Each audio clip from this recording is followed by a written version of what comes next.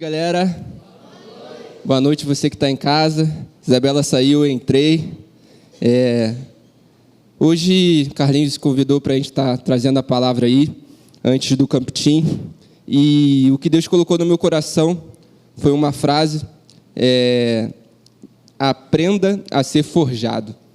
É algo que está borbulhando no meu coração. E eu queria compartilhar um pouco com vocês aquilo que o Espírito Santo tem falado e ministrado ao meu coração também nessa noite. E para começar, eu busquei o significado dessa palavra. O que significa forjado? Eu peguei lá no dicionário o significado. Lá diz, algo que se forjou, fundido e malhado numa forja. Isto é, o local onde ocorre a fundição de metais, até tomar determinada forma. E é exatamente isso que Deus quer fazer comigo e com você. Ele quer nos modelar. Ele quer nos colocar da forma como Ele nos criou para ser. Mas isso realmente necessita de nós passarmos por diversas situações. E nós temos que estar preparados para suportar essas altas temperaturas, né? Porque quando o metal ele é fundido, até que isso realmente aconteça, tem um fogo ali intenso para que esse processo realmente aconteça. E da mesma forma acontece na nossa vida. Deus vai nos forjando, Ele vai modelando a gente, o nosso caráter, aquilo que Ele quer trabalhar dentro dos nossos corações. E esse é um processo que muitas das vezes parece não ser fácil, mas a nossa dependência está no Senhor. É um processo para que a gente continue olhando para Ele, que nem a Isabela estava falando aqui. Independente do que esteja acontecendo do lado de fora, o nosso olhar tem que estar em Jesus. Ele é o autor e consumador da nossa fé. Dele vem a nossa esperança, a nossa força vem do Senhor, não é na força do nosso braço. E esse é o processo, porque nós vamos sendo purificados, nós vamos sendo aperfeiçoados. Esse fogo não é um fogo de condenação, é um fogo de purificação. Todas as impurezas vão ficando para trás e cada vez mais a gente vai sendo aperfeiçoado e parecido com Jesus. Porque foi por isso que Ele veio, para que a gente fosse feito realmente conforme Ele nos criou para ser. E é exatamente isso, né? Quando a gente entrega a nossa vida para Jesus, a gente chega como se fosse essa pedra bruta, né? Que ainda precisa ser moldada, aperfeiçoada. Mas esse processo é valioso para que Deus realmente coloque e evidencie aquilo que está dentro de nós. Nós somos pedras preciosas e valiosas, mas nós temos que aprender a ser lapidados, a sermos forjados no Senhor. E é esse processo que Ele quer fazer com cada um de nós. E a partir disso me veio ao coração a história de um grande homem de Deus, que me ensina muito, que é a história de José. A gente vai compartilhar um pouquinho, vou pedir para vocês abrirem em Gênesis 37, por favor. Eu separei aqui mais ou menos 3 momentos da vida de José para a gente conversar um pouquinho. Todo mundo achou, amém? Gênesis 37, a partir do verso 1, a gente vai ler até o verso 11. Vamos lá. Lá no verso 1 diz, Jacó habitou na terra das peregrinações de seu pai, na terra de Canaã. Esta é a história de Jacó. Quando José tinha 17 anos, apacentava os rebanhos com seus irmãos.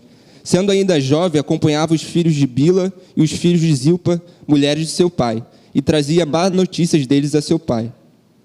Ora, Israel amava mais José do que todos os seus outros filhos, porque era filho da sua velhice, e mandou fazer para ele uma túnica talar de mangas compridas.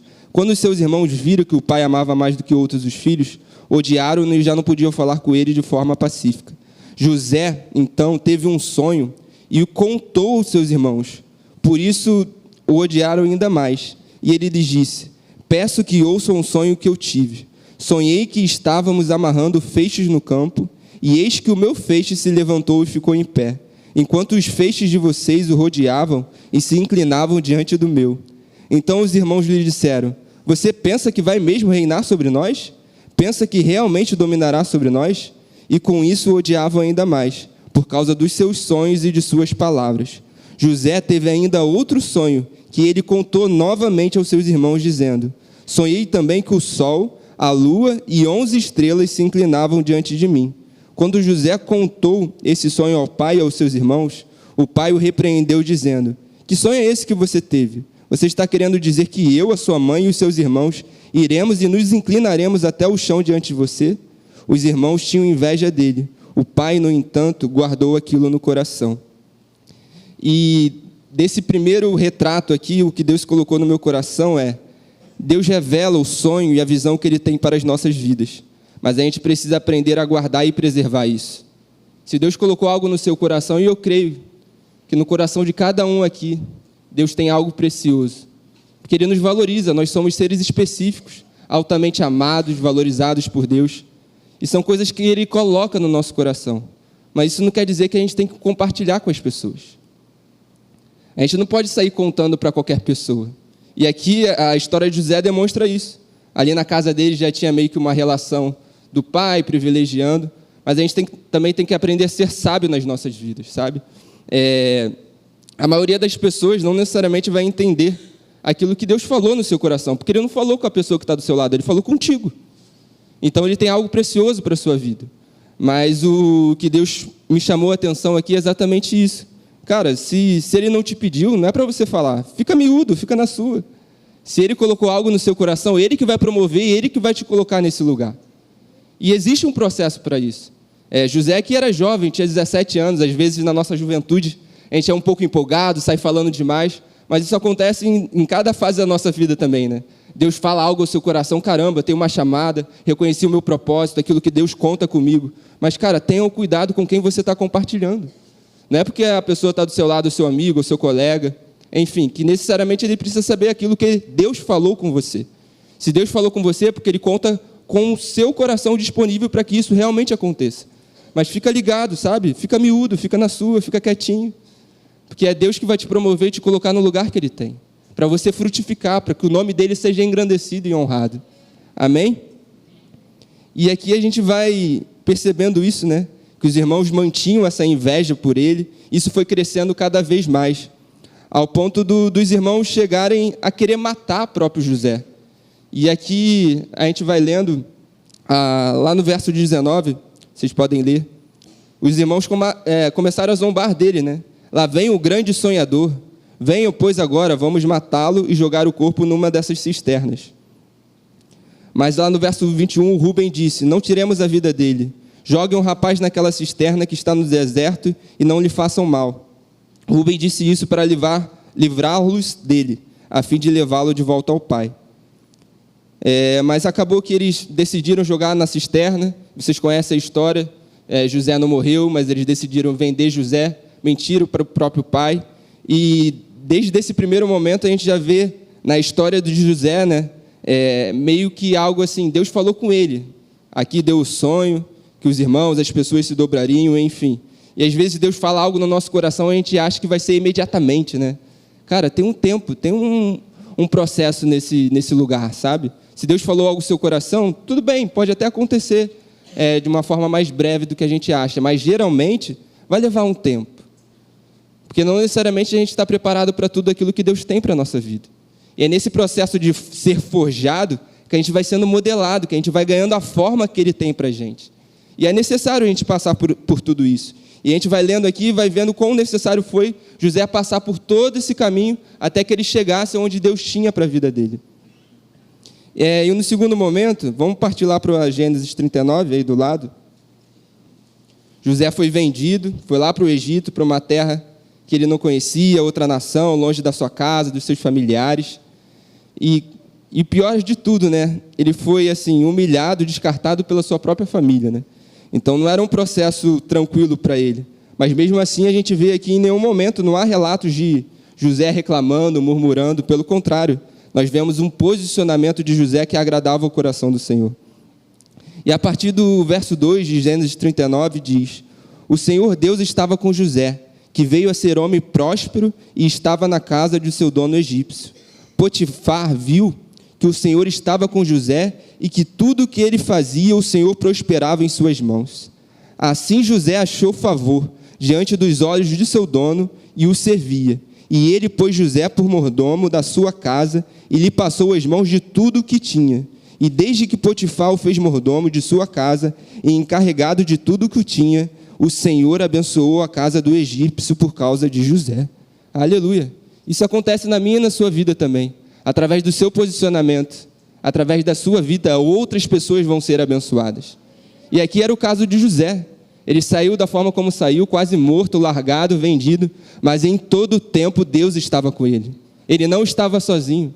Então não se sinta sozinho, não ache que Deus não está olhando. Deus está te vendo, Ele é contigo, Ele é por você.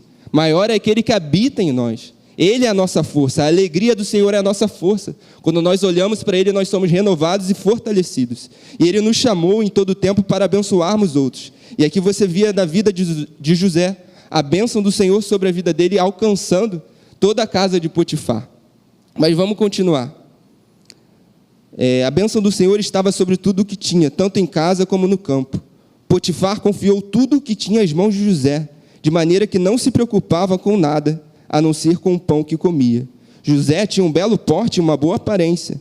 Assim, depois de algum tempo, a mulher de Potifar pôs os olhos em José e lhe disse: venha para a cama comigo.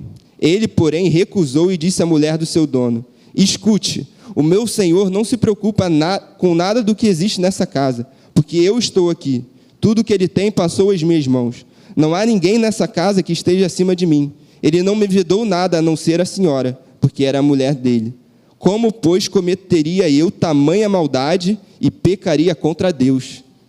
Ali ele fala que o temor dele estava em alta, não pela fala, mas pelo comportamento dele. Ele soube se posicionar. No verso 10 diz: ela falava com José todos os dias, mas ele não lhe dava ouvidos, recusando-se a ir para a cama com ela e a ficar perto dela. Aconteceu, porém, que certo dia, José entrou na casa para fazer o seu serviço, e ninguém dos da casa se achava presente. Então ela o pegou pela roupa e lhe disse: venha para a cama comigo. Ele, porém, deixando a roupa nas mãos dela, saiu fugindo para fora. Quando notou que José tinha fugido, mas havia deixado a roupa nas mãos dela, chamou pelos homens de sua casa e lhe disse: vejam, meu marido nos trouxe este hebreu para nos humilhar. Ele entrou no meu quarto querendo me levar para a cama, mas eu gritei bem alto. Quando ele ouviu que eu levantava a voz e gritava, deixou a roupa ao meu lado e saiu fugindo para fora. Ele conservou junto de si a roupa de José até que o dono dele voltasse para casa. Então lhe falou segundo as mesmas palavras e disse: o escravo hebreu que você nos trouxe entrou no meu quarto para me humilhar. Mas quando levantei a voz e gritei, ele deixou a roupa ao meu lado e fugiu para fora. Quando o dono ouviu as palavras de sua mulher que lhe disse: foi assim que o seu escravo me tratou, ele ficou irado. E o dono de José o tomou e o lançou na prisão, no lugar onde os presos do rei estavam encarcerados. Ali José ficou na prisão. O Senhor, porém, estava com José. Foi bondoso com ele e fez com que encontrasse favor aos olhos do carcereiro. Este confiou às mãos de José todos os presos que estavam no cárcere. E José fazia tudo o que se devia fazer ali. O carcereiro não se preocupava com nada do que tinha sido entregue às mãos de José, porque o Senhor estava com ele. E tudo o que ele fazia, o Senhor prosperava. Aleluia. Mais uma vez, aparentemente aqui, tudo ocorrendo bem, José sendo abençoado, favorecido diante daquela casa, diante da família de Potifar, e vem a enviada do Satanás lá tentar ele. Isso acontece nas nossas vidas, né? Mas ele soube se posicionar. Ainda mais nessa área também de moralidade sexual, de adultério, a palavra diz: fujam, fuja. Não é porque a gente acha: não, estou forte, fortalecido. Aquele que cuida, aquele que pensa estar de pé, tome cuidado para que não caia. Então José foi muito sábio, mas esse posicionamento dele trouxe outras consequências que não agradáveis. Mas mesmo assim ele decidiu ficar firme até o final. E a frase que Deus colocou no meu coração foi essa: quando nós nos posicionamos da maneira correta, resistências serão levantadas. Mas isso é para que a gente continue firme, sabendo que é o Senhor que nos honrará através do meu e do seu posicionamento. A palavra de Deus já diz: sujeitem-se ao Senhor, resistam ao diabo e ele fugirá de vós. Então o nosso papel é se sujeitar à palavra do Senhor, mesmo que não seja fácil. José poderia muito bem ali estar se sujeitando ali à tentação, aquilo que foi oferecido para ele. Ninguém teria visto, mas Deus teria visto. E ele fala: como que eu vou pecar contra o meu Deus, contra o meu Senhor? E esse tem que ser o nosso coração. De entender e compreender que Deus tem algo poderoso com a minha e com a sua vida, mas que depende das nossas escolhas e dos nossos posicionamentos. E a gente precisa se sujeitar a essa palavra, porque ela é verdade, vale a pena seguir ela até o final. José aqui aparentemente estava sendo, e foi na verdade, injustiçado, humilhado, mas o que a gente vê aqui em todo momento, que o Senhor estava sobre a vida dele. Em nenhum momento Deus nos abandona. A palavra chega a dizer ainda que pai e mãe nos abandone. Aqui ele foi abandonado pela própria família, o Senhor jamais nos abandonará. Essa é a nossa certeza, que nós temos valor diante do nosso Pai, que Ele se alegra com a nossa vida, mas, sobretudo, que nós possamos agradar e honrar ao Senhor através também da nossa vida, mesmo que os nossos posicionamentos sejam sacrificiais, mesmo que através da nossa escolha se levantem resistências, mas o inferno ele se levanta para cair, porque nós somos mais que vencedores em Cristo Jesus. Ele que é derrotado. E você tem que saber quem você é em Cristo Jesus. Não se amedronte, sabe? O inferno está falando algo, está atacando algo no meu pensamento. Não, eu sei quem eu sou em Cristo. Eu sou filho amado, Ele é por mim, Ele é comigo. Maior é o Senhor, Ele está em nós, Ele é por nós. Então não se deixe levar por essas circunstâncias. E José nos ensina muito. Em todo esse período aqui, você vai ver, se você achar aqui, eu nunca encontrei relato dele falando, murmurando, reclamando. E, cara, ele estava super injustiçado aqui, né? Parecia que, caramba, eu tenho honrado ao Senhor, tenho feito a minha parte, parece que as coisas não acontecem.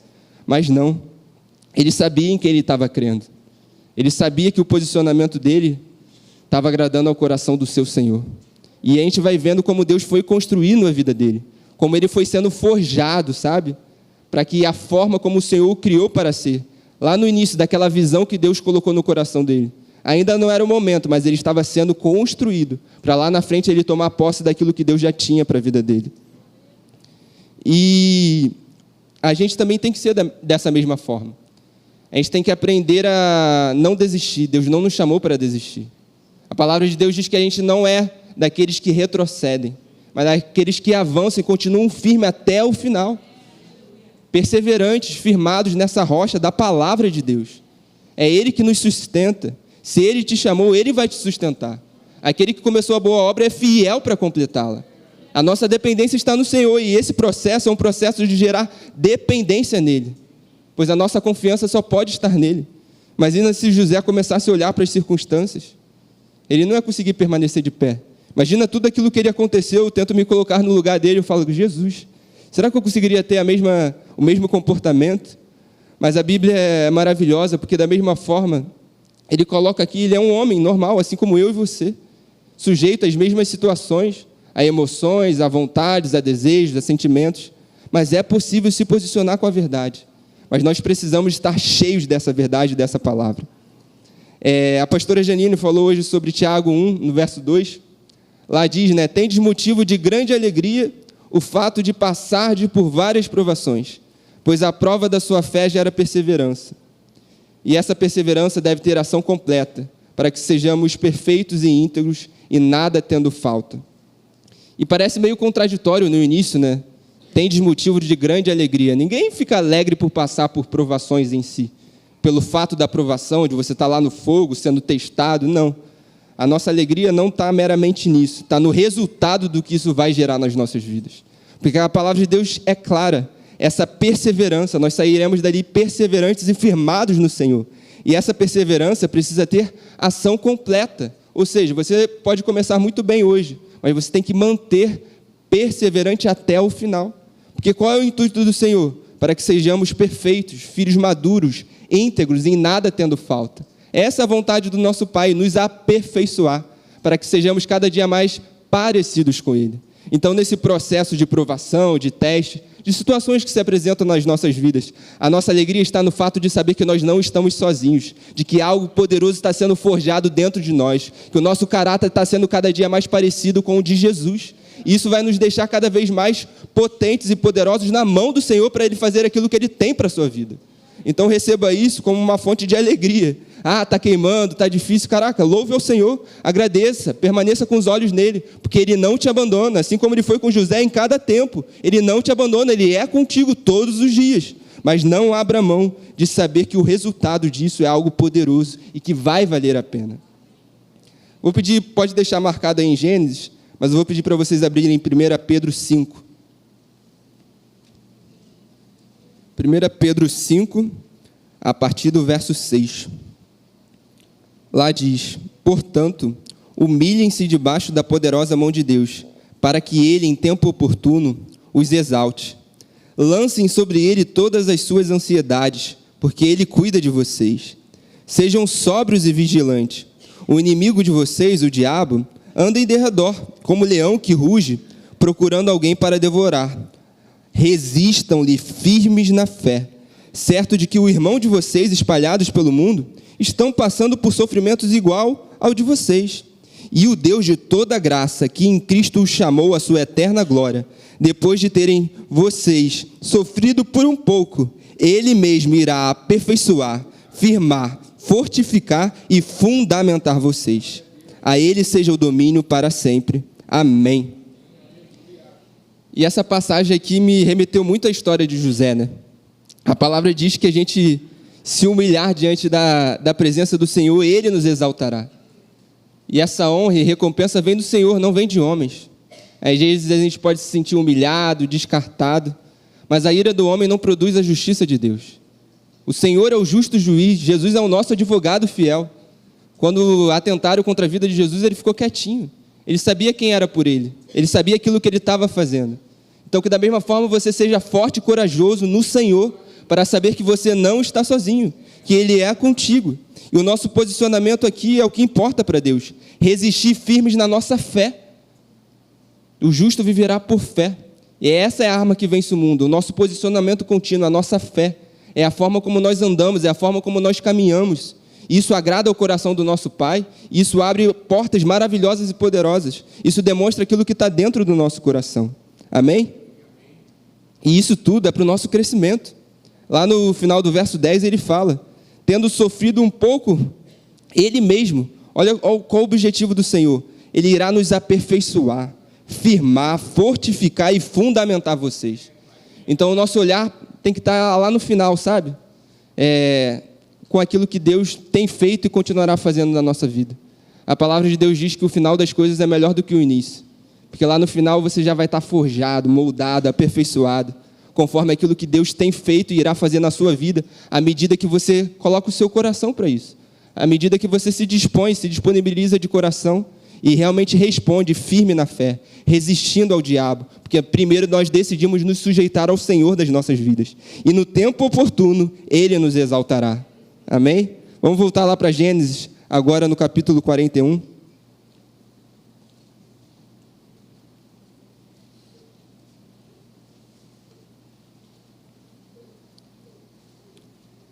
No capítulo, a gente não vai ler, mas só dando contexto, né? No capítulo 40 vai mostrando como José foi usado dentro da prisão, né?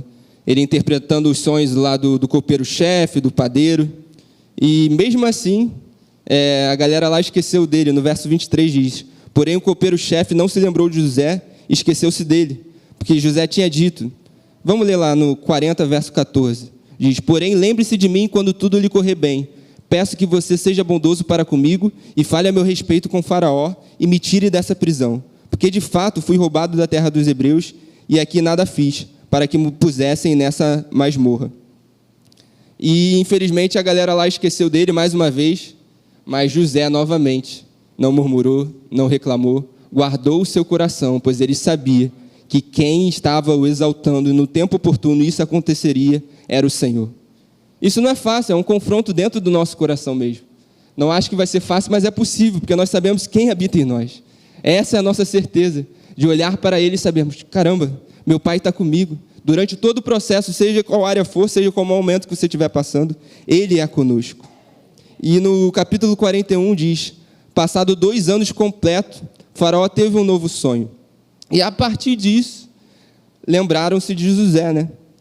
O copeiro lá lembrou do sonho, né, que o José tinha interpretado. Eu vou pedir para vocês pularem lá para o verso 37, que já Faraó, depois de José ter interpretado o sonho, começa a falar. O conselho agradou a Faraó e todos os seus oficiais. Então Faraó perguntou aos seus oficiais: será que poderíamos achar alguém melhor do que José? Um homem em quem está o Espírito de Deus? Depois Faraó disse a José: visto que Deus revelou tudo isto a você, não há ninguém tão ajuizado e sábio como você. Você será o administrador da minha casa, e todo o meu povo obedecerá à sua palavra. Somente no trono eu serei maior do que você. E Faraó disse mais a José: eis que eu o constituo autoridade sobre toda a terra do Egito. Então Faraó tirou o seu anel da mão e o pôs no dedo de José. Mandou que o vestissem com roupas de linho fino e lhe pôs no pescoço um colar de ouro. E o fez subir na segunda na sua segunda carruagem e clamavam diante dele: incline-se todos. Desse modo, deu-lhes autoridade sobre toda a terra do Egito. Disse ainda a Faraó a José: eu sou Faraó, mas nem a sua ordem ninguém poderá fazer nada em toda a terra do Egito. Aleluia. E aqui é o retrato e a consequência do que Deus estava promovendo na vida de José. Durante todo esse período, a gente leu lá no início de quando Deus deu aquela visão a José, e lá a palavra diz que ele tinha 17 anos. E agora, quando de fato aquela visão, começou o início daquela visão de que Deus tinha colocado dentro do coração dele. Já tinham se passado 17 anos. José tinha 30. E muitas coisas foram acontecendo ao longo desse caminho. E é nessa jornada exatamente que Deus vai nos forjando.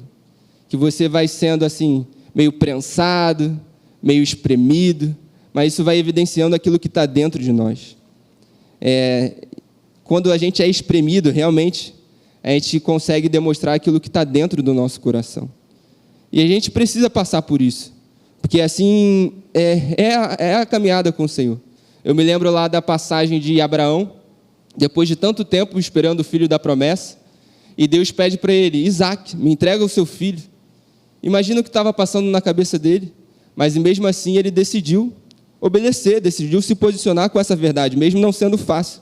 Ali ele estava sendo provado. Mas se você pode ler lá depois, a palavra de Deus diz, quando ele ia pegar a faca, o Senhor: para, porque agora eu sei que você me teme. Ou seja, ali, através do seu posicionamento, através daquela prova, Abraão demonstrou o que tinha dentro do seu coração. E exatamente isso acontece nas nossas vidas. À medida que nós vamos caminhando com Deus, à medida que as coisas vão acontecendo, à medida que a gente é prensado, espremido, isso vai evidenciando aquilo que está dentro do meu e do seu coração. E que possa ser um coração que agrada ao nosso Pai. Através dos nossos posicionamentos, da forma como a gente vive. A gente vai caminhar aqui um pouquinho disso, a importância da maneira como a gente vive. E, sobretudo, o que me chamou a atenção nessa parte final aqui é o verso 38. Lá diz, o próprio Faraó reconhecendo: será que poderíamos achar alguém melhor do que José? Um homem em quem está o Espírito de Deus? Aleluia! Nós precisamos estar cheios do Espírito Santo. José aqui não tinha esse privilégio e oportunidade que nós temos hoje. Ele estava sobre uma antiga aliança. O Espírito de Deus vinha sobre o homem. Mas hoje o Espírito de Deus habita dentro de você. Nós somos novas criaturas. Eis que tudo se fez novo e a escolha foi dele. Ele escolheu fazer morada dentro de nós. E nós precisamos estar cheios desse Espírito. E a gente vai conversar um pouquinho aqui para a gente entender e compreender que é a partir disso que nós iremos nos manter firmes nessas situações. Porque foi assim com José. O que Deus trouxe ao meu coração foi isso. Ele só permaneceu firme porque José era um homem cheio do Espírito de Deus. Isso era tão grande, tão valioso, extravasava, a ponto de Faraó, que não conhecia o Senhor, reconhecer a mão de Deus sobre a vida dele. Reconhecer que o Espírito de Deus estava sobre a vida dele.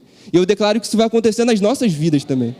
Que o Espírito Santo vai ser evidenciado, que outras pessoas serão alcançadas pelo poder do Senhor dentro e sobre a sua vida. Amém? E eu vou pedir para vocês abrirem lá em 1 Coríntios 2, no verso 14. Aqui fala um pouco sobre o homem natural e o homem espiritual. O verso 14 diz: ora, a pessoa natural não aceita as coisas do Espírito de Deus, porque eles são loucura, e não pode entendê-las, porque elas só são discernidas espiritualmente. Porém, a pessoa espiritual julga todas as coisas, mas ela não é julgada por ninguém. Pois quem conheceu a mente do Senhor para que o possa instruir? Nós, porém, temos a mente de Cristo. Amém. Aqui Paulo está falando um pouco sobre isso, a diferença da pessoa natural. Aqui a gente entende a pessoa natural como aquela pessoa que está afastada de Deus, que ainda não se converteu, ainda não é uma nova criatura. E as coisas espirituais só são discernidas espiritualmente. E a partir do momento que eu e você entregamos para a nossa vida ao Senhor, o nosso espírito deixa de ser morto e se torna um espírito vivo. Você passa a ser vivo por dentro. E a partir disso nós podemos viver uma vida dirigidas pelo Espírito Santo. E aqui a palavra de Deus é clara ao dizer: nós, porém, temos a mente de Cristo. Nós temos o poder e a habilidade de pensar como Jesus pensa. E isso faz total diferença na nossa caminhada, para que possamos ser forjados, alinhados e aperfeiçoados no propósito dele para as nossas vidas. Vamos continuar aí no capítulo 3, Paulo falando: eu, porém, irmãos, não pude falar a vocês como a pessoas espirituais, e sim como a pessoas carnais, como a crianças em Cristo. Eu lhes dei leite para beber, não pude alimentá-los com comida sólida, porque vocês ainda não podiam suportar. Nem ainda agora podem, porque vocês ainda são carnais. Porque se há ciúmes e briga entre vocês, será que isso não mostra que são carnais e andam segundo os padrões humanos? E aqui Paulo começa a trazer outro ponto. Mesmo nós tendo um espírito vivo, nos tornando novas criaturas, a gente não começa do dia para a noite a caminhar e se torna um filho maduro. E aqui Paulo vai falando que aquela galera ainda era carnal. E uma coisa que a gente não pode ser é crianças em Cristo Jesus. Tudo bem, a partir daquele momento que você entregou a sua vida para Jesus, você vai caminhando, crescendo, há um processo nisso. Mas a gente não pode aceitar permanecer nesse lugar de sermos carnais, porque nesse lugar não há como agradar ao coração do nosso Pai. E aqui Paulo estava fazendo esse alerta para ele. E como que isso é evidenciado? Os nossos comportamentos demonstram aquilo que está dentro. Aqui Paulo falou: cara, vocês estão com ciúmes, brigas, contendas. Cadê o Espírito de Deus evidenciado na vida de vocês? Como que é isso? Como que eu vou poder aconselhar, falar com vocês, falar aquilo que Deus... O título é Cooperadores de Deus. Nós somos cooperadores de Deus, mas nós não podemos mais ser carnais. Ele nos chama para uma vida de maturidade. E é nesse lugar que nós podemos ser mais efetivos com o Senhor, sendo assertivos, cumprindo na integralidade o propósito que Ele tem para mim e para a sua vida. Amém? E nesse sentido, vou pedir para vocês abrirem lá em Romanos 7, para a gente falar um pouquinho dessa questão da nossa carnalidade e do Espírito do Senhor. Como nós lidamos com isso.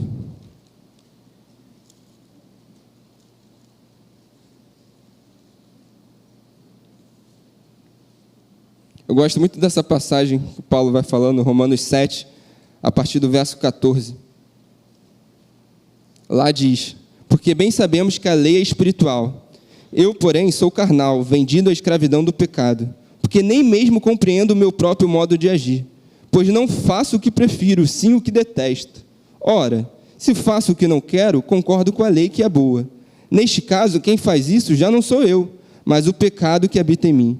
Porque eu sei que em mim, isto é, na minha carne, não habita bem nenhum, pois o querer o bem está em mim, mas não o realizá-lo. Porque não faço o bem que eu quero, mas o mal que eu não quero, esse eu faço. Mas se eu faço o que não quero, já não sou eu quem faz, e sim o pecado que habita em mim. Assim encontro esta lei: quando quero fazer o bem, o mal reside em mim. Porque, segundo o homem interior, tenho prazer na lei de Deus, mas vejo nos meus membros outra lei, que, guerreando contra a lei da minha mente, me faz prisioneiro da lei do pecado que está nos meus membros. Miserável homem que sou, quem me livrará do corpo dessa morte? Graças a Deus por Jesus Cristo nosso Senhor. De maneira que eu de mim mesmo, com a mente, sou escravo da lei de Deus, mas segundo a carne, sou escravo da lei do pecado. Paulo aqui vai relatando, essa briga constante do nosso homem espiritual e do homem carnal. Enquanto a gente estiver nessa terra, a gente vai estar submetido à carne. A gente não tem como a gente abandonar isso. Graças a Deus, quando Jesus voltar, ou então a gente partir para o Pai, a gente vai ter a redenção do nosso corpo. Aí vai ser tudo diferente, mas enquanto a gente estiver aqui na terra, a gente vai estar sujeito a isso tudo. As provações, as tentações, e isso vai gerando um confronto dentro da gente. E Paulo falando isso, Às vezes o bem que eu quero fazer não faço, é esse confronto. Às vezes você sabe o que você tem que fazer, mas você não consegue. Por quê? Porque nós estamos sendo aperfeiçoados.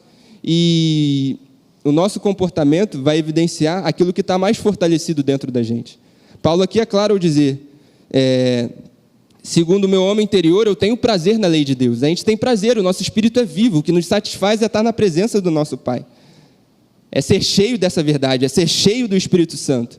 Mas se a gente não escolher por isso, não vai cair do céu. Deus está ali esperando o nosso posicionamento, a nossa escolha, a nossa entrega. Mas tem a nossa parte. Nós somos cooperadores com Ele e precisamos ser cheios do Espírito Santo. Porque se não for, galera, não tem como a gente ficar de pé. E aqui, a partir do capítulo 8, Paulo vai dando o contraponto a essa sujeição do nosso corpo à carne, como a gente vence isso. Lá diz: agora, pois, já não existe nenhuma condenação para os que estão em Cristo Jesus. Porque a lei do Espírito da vida em Cristo Jesus livrou você da lei do pecado e da morte. Porque aquilo que a lei não podia fazer por causa da fraqueza da carne, isso Deus fez, enviando o seu próprio Filho em semelhança de carne pecaminosa, e no que diz respeito ao pecado. E assim Deus condenou o pecado na carne, a fim de que a exigência da lei se cumprisse em nós, que não vivemos segundo a carne, mas segundo o Espírito. Os que vivem segundo a carne se inclinam para as coisas da carne. Outra tradução diz: tem a mente inclinada para as coisas da carne. Mas os que vivem segundo o Espírito se inclinam, têm a mentalidade para as coisas do Espírito. Pois a inclinação ou a mentalidade da carne é morte, mas a do Espírito é vida e paz. Porque a inclinação da carne é inimizade contra Deus, pois não está sujeita à lei de Deus, nem mesmo pode estar. Portanto, os que estão na carne não podem agradar a Deus. Vocês, porém, não estão na carne, mas no Espírito, se de fato o Espírito de Deus habita em vocês. E se alguém não tem o Espírito de Cristo, esse tal não é dele. Se, porém, Cristo está em vocês, o corpo, na verdade, está morto por causa do pecado. Mas o Espírito aí, é vivo, é vida, por causa da justiça. Se em vocês habita o Espírito daquele que ressuscitou Jesus dentre os mortos, esse mesmo que ressuscitou Cristo dentre os mortos, vivificará também o corpo mortal de vocês, por meio do seu Espírito que habita em vocês. Aleluia! E aqui Paulo vai mostrando exatamente como nós conseguimos vencer a inclinação da carne. E não há segredo, aqui ele fala: não há mais condenação para aqueles que estão em Cristo Jesus, amém? É o meu caso, é o seu, mas o nosso proceder, a nossa forma de viver que vai determinar isso. A maneira como a gente vive determina o modo como nós iremos caminhar e o futuro que a gente vai ter. Aqui a Bíblia é clara ao dizer: se a gente viver segundo o Espírito, os que vivem segundo a carne se inclinam para as coisas da carne. Os que vivem segundo o Espírito têm a mentalidade para as coisas do Espírito. Então, o nosso papel é cada dia mais se expor a essa presença. É ansiar, é buscar, é se render, é não abrir mão de investir tempo, de buscar e permanecer cheio do Espírito Santo. Pois é nesse lugar que nós conseguiremos mortificar as obras da carne. É nesse lugar que nós conseguiremos ser cada dia mais aperfeiçoados no Senhor. É nesse lugar que nós iremos agradar ao coração do nosso Pai. E é nesse lugar que nós seremos vivificados. Esse vivificado é dar vida, ânimo, força, vigor. É isso que o Espírito Santo faz dentro de nós. É a ação dele dentro de mim e de você. Ele nos dá um novo ânimo. Ele nos dá uma nova força. Vem dele, está sobre nós e dentro de nós. Amém? E a gente precisa se revestir todos os dias. E é muito importante a gente construir isso. É algo que só cabe a mim e a você. Ninguém pode escolher por nós. Só eu e só você pode escolher. Não adianta a gente querer colocar essa responsabilidade em outros. No seu líder espiritual, ou então você que é casado no seu cônjuge, você que é jovem no seu pai ou na sua mãe. A responsabilidade é nossa. Porque nós temos um relacionamento individual com o nosso Pai. Ele nos trata no individual, especificamente. Ele fala coisas no seu coração. Lembra lá de José? Que ele deu uma visão, um sonho. Mas até que aquilo acontecesse, José foi forjado. E é nesse lugar que a vida de José, o proceder de José, demonstrava que ele estava cheio do Espírito de Deus. Porque ele não murmurava, ele não reclamava, ele não ficava olhando para as circunstâncias, mas ele decidiu olhar para Deus. E ele foi sendo aperfeiçoado até que ele tomasse posse daquilo que Deus já tinha falado para ele. E é a mesma coisa na nossa vida. Lá em Gálatas 5, eu não vou nem entrar, que a pastora Janine já destrinchou perfeitamente pela manhã, do fruto do Espírito, mas lá também fala sobre as obras da carne e do Espírito, e como um milita contra o outro. Isso vai acontecer em todo o tempo na nossa jornada. Mas o que vai determinar quem vai sair vencedor é aquilo que está mais alimentado. Isso é óbvio, mas o óbvio também precisa ser dito, porque a gente precisa realmente trazer essa reflexão e colocar em prática aquilo que a gente já sabe. Então isso precisa ser reforçado continuamente. E eu só queria ressaltar os versos 16, 24 e 25, não precisa abrir, de Gálatas 5, que lá diz: por isso digam, vivam pelo Espírito e de modo nenhum satisfarão os desejos da carne. Os que pertencem a Cristo Jesus crucificaram a carne com as suas paixões e os seus desejos. Já que vivemos no Espírito, andemos também pelo Espírito. Se o Espírito Santo mora e habita dentro de você, você também precisa viver e andar segundo a forma como ele tem. segundo a orientação, segundo a direção dele. É nesse tempo que Deus quer criar filhos maduros, que são aperfeiçoados, que se permitem ser aperfeiçoados, que se permitem ser modelados pela mão do Pai. E só conseguiremos isso à medida que nós somos cheios do Espírito Santo. Não há outra forma. E a importância do fruto do Espírito. A Janine falou hoje, se você não esteve aqui, entra lá no YouTube da Academia da Fé, foi uma manhã poderosa. Ela falou dessas forças espirituais. Lá o fruto do Espírito não está no plural, é a essência, é quem Jesus é. E a gente aprende na escola Atos que o fruto do Espírito nada mais é do que a manifestação do caráter de Cristo em nós através da operação do Espírito Santo. Ou seja, é o caráter de Cristo forjado dentro de nós. Esse é o tema dessa mensagem, sermos forjados por Deus. E o fruto do Espírito demonstra isso, o nosso caráter, cada dia mais aprovado. É quem Jesus é dentro de você. É Ele fazendo parte de quem você é e você fazendo parte de quem Ele é. E isso vai sendo demonstrado, porque isso frutifica, isso apronta para o Pai. Assim como Jesus apontava para o Pai, assim como Ele é filho, você também é filho e deve apontar para o Pai. Porque outras pessoas reconhecerão quem Cristo é através da sua vida. Amém? E não tem como a gente viver de outra forma. Vou pedir para vocês abrirem aí pertinho, Efésios 4, por favor.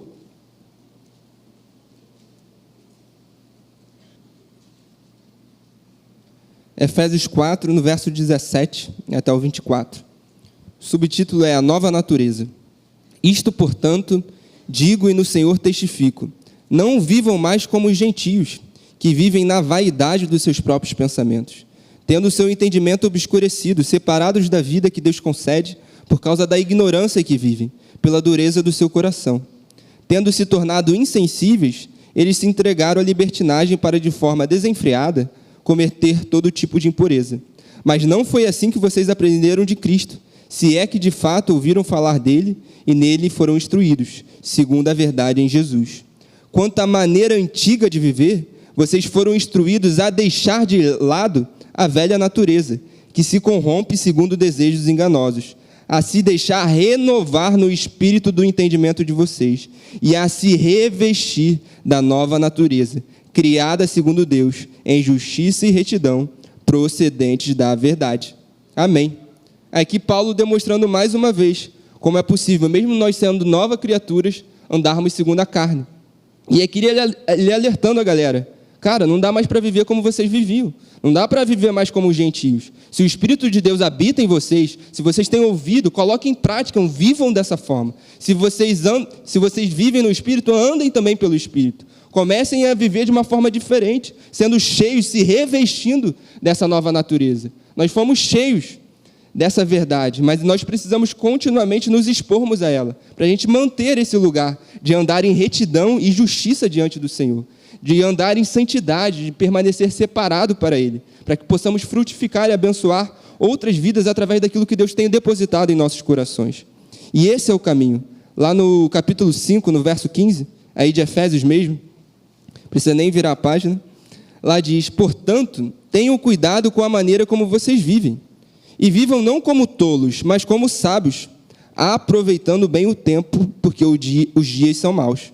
Por esta razão, não sejam insensatos, mas procurem compreender qual é a vontade do Senhor. E não se embriaguem com vinho, pois isso leva à devassidão, mas deixem-se encher do Espírito, falando entre vocês com salmos, hinos e cânticos espirituais, cantando e louvando com o coração ao Senhor, dando sempre graças por tudo ao nosso Deus e Pai, em nome de nosso Senhor Jesus Cristo. Amém. Exatamente da forma como nós precisamos viver. A Bíblia está aqui, ela é clara. Como nós vivemos, como nós nos comportamos, o que nós temos feito e buscado. Aqui ele diz, a maneira como nós vivemos.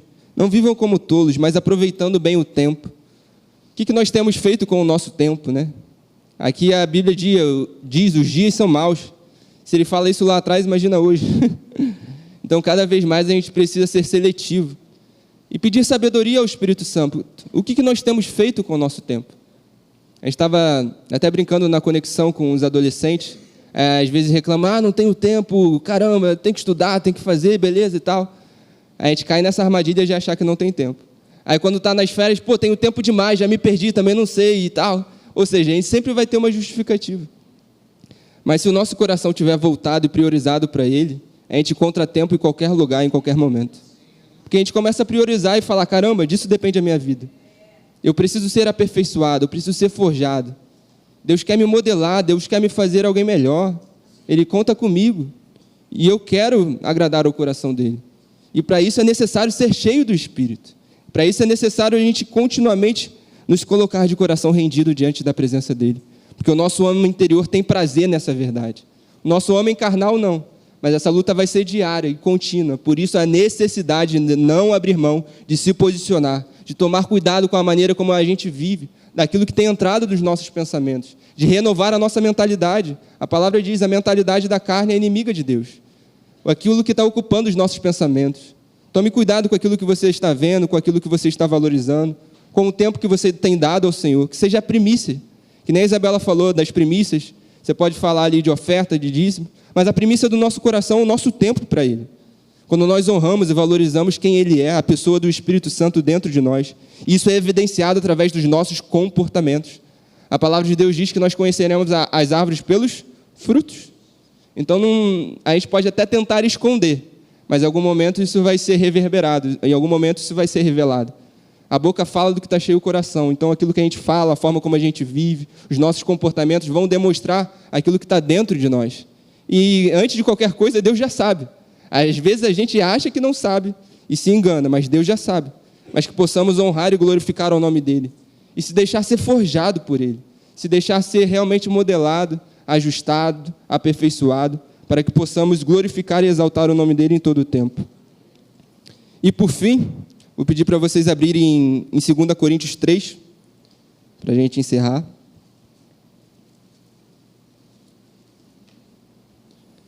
Aqui vai falando do ministério da lei e do ministério da nova aliança, do Espírito do Senhor sobre as nossas vidas. A partir do verso 7, 2 Coríntios 3, verso 7, lá diz: E se o ministério da morte, gravado com letras em pedras, se revestiu de glória, a ponto de os filhos de Israel não poderem fixar os olhos na face de Moisés, por causa da glória do seu rosto, ainda que fosse uma glória que estava desaparecendo, como não será de maior glória o ministério do Espírito? Porque se o ministério da condenação teve glória, em muito maior proporção será glorioso o ministério da justiça. Pois neste particular, o que era glorioso já não tem mais glória diante da glória atual, que é muito maior. Porque se o que estava desaparecendo teve a sua glória, muito mais glória tem o que é permanente. Tendo, pois, tal esperança, agimos com muita ousadia, e não somos como Moisés, que punha um véu sobre o rosto, para que os filhos de Israel não pudessem fixar os olhos no fim daquilo que estava desaparecendo. Mas a mente deles se endureceu, pois até o dia de hoje o mesmo véu permanece sobre a leitura da antiga aliança. Não foi tirado, pois só em Cristo ele é removido. Mas até hoje, quando Moisés é lido, o véu está posto sobre o coração deles. Quando, porém, alguém se converte ao Senhor, o véu é tirado. Aleluia, obrigado, Senhor. Ora, este Senhor é o Espírito.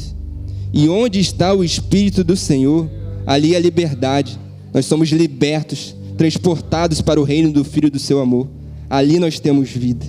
O verso 18 diz: E todos nós, com o rosto descoberto, contemplando a glória do Senhor, somos transformados de glória em glória, na sua própria imagem, como pelo Senhor, que é o Espírito.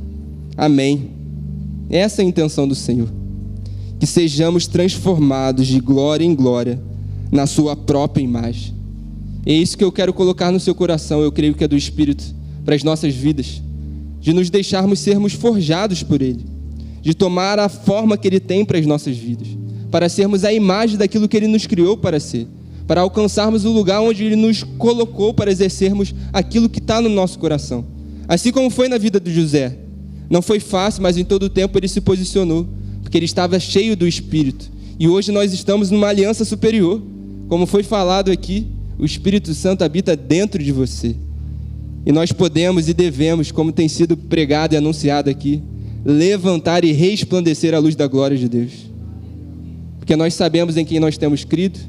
Não somos melhores do que ninguém, mas nós somos filhos amados. Amados por um Pai que é real, que é cuidadoso, que é a nossa força, que nos anima, que nos reveste com essa palavra, com esse poder que vem de dentro. Por isso a palavra diz: digo ao fraco, eu sou forte, porque o poder dele se aperfeiçoa nas nossas fraquezas. É ele dentro de mim e de você. Ele vai te capacitando, ele vai te moldando, nós vamos sendo aperfeiçoados e cada dia mais cooperando com o chamado que ele tem para a sua vida. Ele tem algo específico para a sua vida. E se todos nós buscarmos isso, e cada um de nós buscarmos sermos a imagem dele, o nome dele será engrandecido e conhecido. E esse é o nosso papel aqui na terra. O Senhor nos chama como ministros dessa reconciliação, para que outros conheçam aquilo que você tem conhecido, aquilo que você tem vivido, e para que cada dia mais possamos ir a um nível mais profundo de intimidade com o nosso Pai.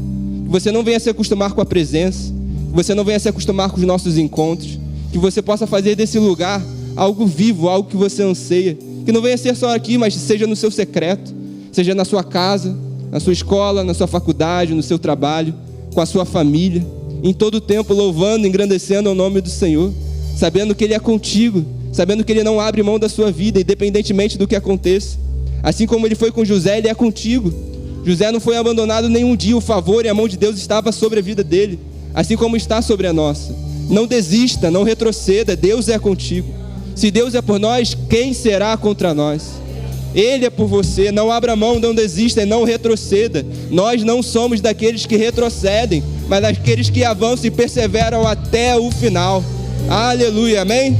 Pode aplaudir e glorificar o nome do Senhor, que Ele é digno de receber. Obrigado, Deus.